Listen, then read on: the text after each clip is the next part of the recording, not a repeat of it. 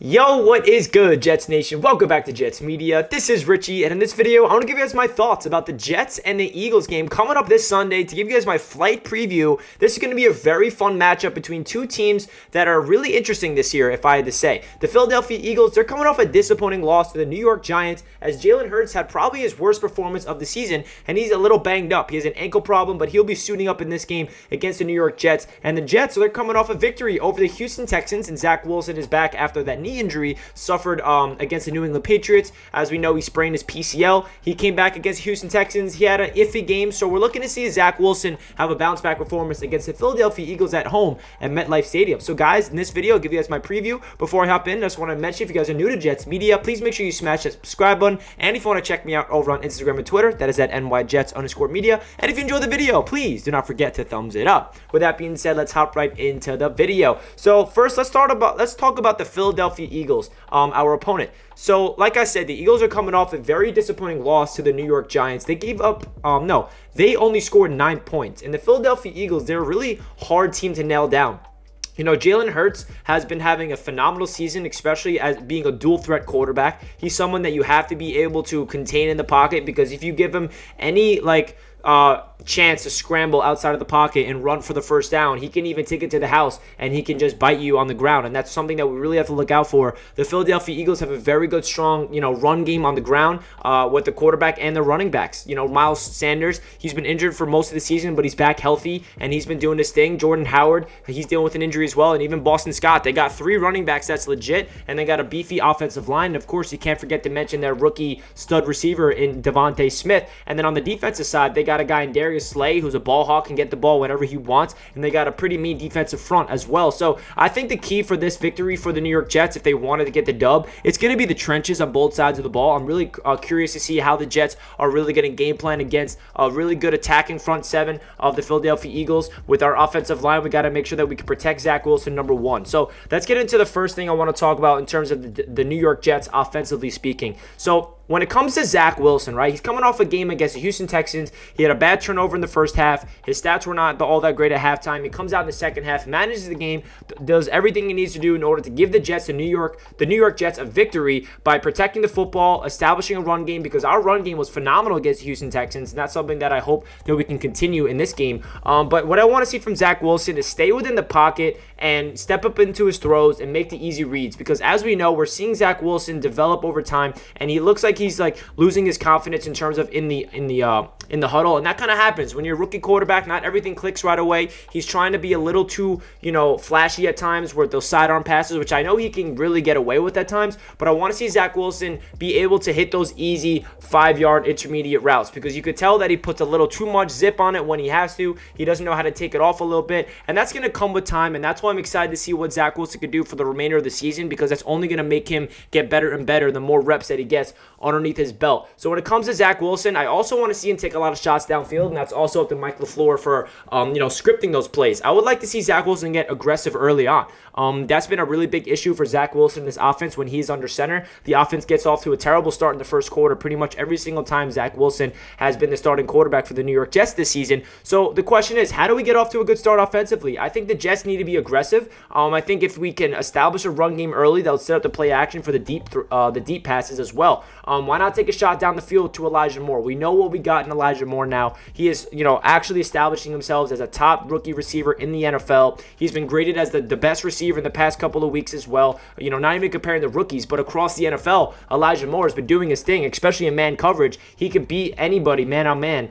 So hopefully that can continue. But like I said, guys, I want to see Elijah Moore stretch the field, and we know that Zach Wilson has a cannon of an arm, right? We saw it against the Titans, excuse me.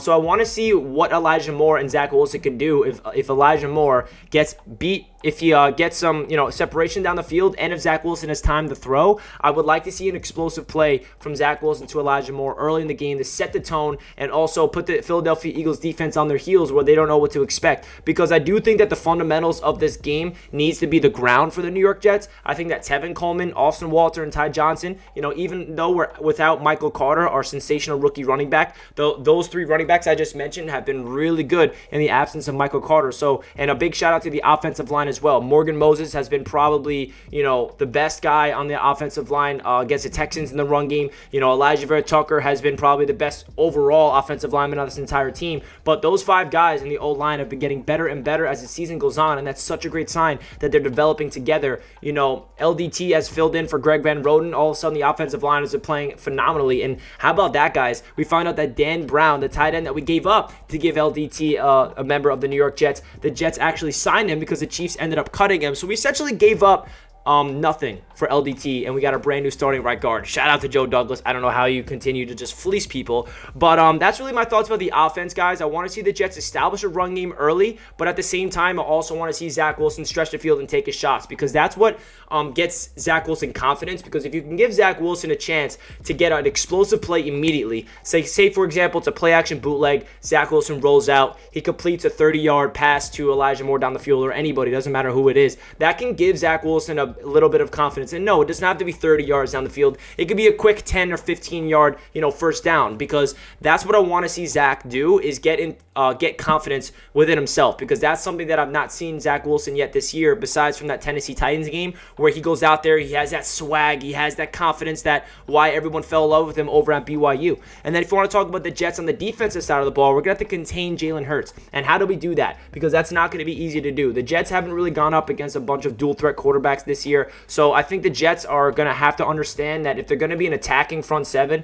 they have to realize that the Philadelphia Eagles offense, they love the dink and dunk, they love the screen passes, they love the underneath stuff. So we have to make sure that we not get beat, because I think that's the kryptonite for the New York Jets defense this year. As we all know, we just get eaten up on screens all day long because we have such an attacking front four where we're in the backfield so fast, and then all of a sudden the screen pass gets out there, the running back has all day to work with. So when it comes to the Jets defense, I think the X factor is going to be the linebackers. I think CJ Mosley and Quincy Williams are going to be the X factors for us in this game. Are we going to be able to contain Jalen Hurts? Are we going to be able to stop the run against Miles Sanders? Also, Bryce Hall has an interesting matchup going up against Devontae Smith, who has been having a really good rookie season. Bryce Hall is coming off an interesting game. He got beat by Brandon Cooks early in the game for a touchdown, and then Bryce Hall locked it down when it mattered the most late in the fourth quarter on fourth down, got the game-winning pass deflection. So it's going to be awesome to see what this defense can do after coming off a dominant performance on the road against the Houston Texans, getting 5 sacks in total. So I would love to see this defensive line have another game like that.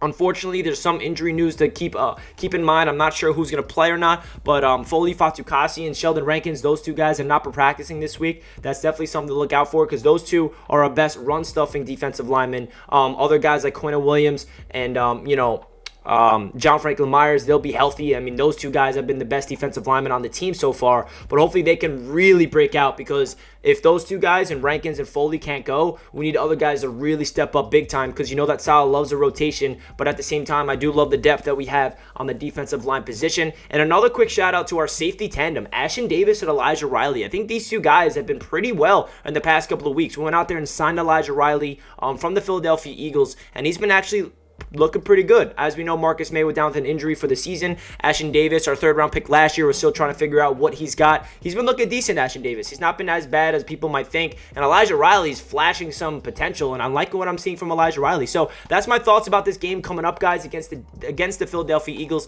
Please feel free to comment down below your thoughts about this game coming up. What are your expectations? How are the Jets going to get this W? Leave a comment down below. Or if you're an Eagles fan tuning into this video, I appreciate you tuning in. Good luck to you guys. So that does it for this video, guys, and let's go get this dub on Sunday. Let's go Jets, and I'll see you guys in my live play-by-play reaction on Sunday. Peace.